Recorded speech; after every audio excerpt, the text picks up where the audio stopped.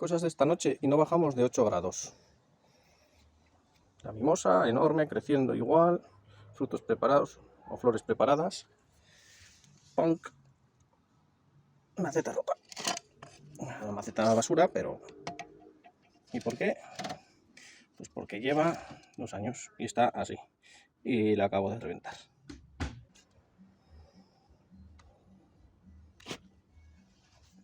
Hala, trasplantado. Esta vez sí, voy a trasplantar de verdad la mimosa. Está un poco secucha, porque lleva unos días así fastidiada y como no tiene casi... Bueno, no tiene sustrato, ya lo visteis, sin aquel short, pues está muy seca y encima ahora hace calor, tiene un montón de aquí de flores preparadas, pero todavía no las soltó. Están los árboles, sin embargo, de los árboles grandes de toda la zona, de toda Asturias, porque he visto al venir ya unos cuantos, están todos en flor de mimosa y este todavía no. Pero bueno, seguramente haya sido por falta de agua. Y no sé si florecerá con el trasplante. Va a meterlo en esa. Creo que le va a ir bien a las flores amarillas. Bueno, este año no, pero para otros. Y de paso, viendo que engorda bastante en una maceta tan pequeña, porque esto era un palito cuando lo planté, eran 2 palitos, no, era uno solo. Y sería de este grosor, hace 2 años, año y medio mejor dicho, hace año y medio, era de este palito.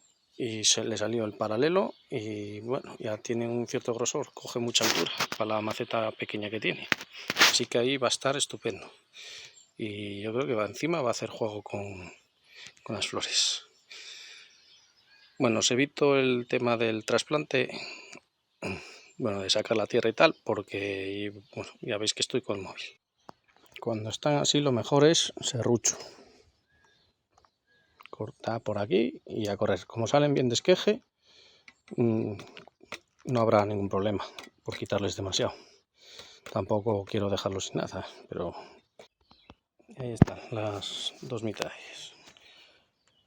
Poco más le quitaré, rasparé y tal, y poco más. Voy a buscar a ver si hay algo así parecido a un Nebari para formarlo y seguimos. Y ponerle alambres a la maceta para sujetarlo. Haz lo que yo diga, no lo que yo haga. Y me lo aplico a mí mismo. Al final se va a quedar así.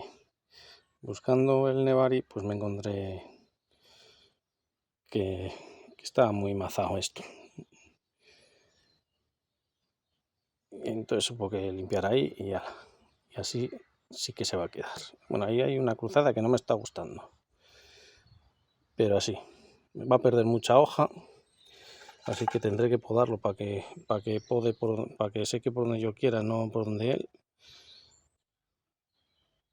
No le quite mucho en la parte de arriba por si le da por echar las flores. Aunque no sé si las veré. Pues si no estoy aquí.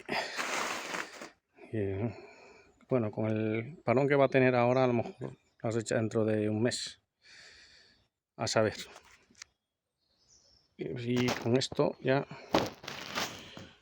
le puse una tabla debajo porque como venía de esqueje no tenía nada y estaba ahí debajo del tronco pues bastante apelotonado. Y le tapé el encuentro de los 2 troncos para ver si me echa raíces, para darle más humedad a una zona por aquí que tenía sin raíces, una esquinina por aquí. A ver si dándole más humedad en esa zona salen. No es un árbol que se vea mucho porque crece, pero no lo veo yo que engorde. Y por supuesto hay que hacerlo más pequeño, que esa es la idea, pero de momento le estoy dejando los tiros largos pues para que engorde. Y con esto pues ya no me va a tirar el viento, porque esa maceta ya no la va a tirar el viento. Más flexa mucho, es un árbol que flexa mucho y entonces nunca me lo llego a tirar el viento, pese a que tenía mucha vela. También estaba en un sitio apoyado en otras macetas para que no volcara, pero bueno, pudo haber volcado y no lo hizo. Venga, chao, chao.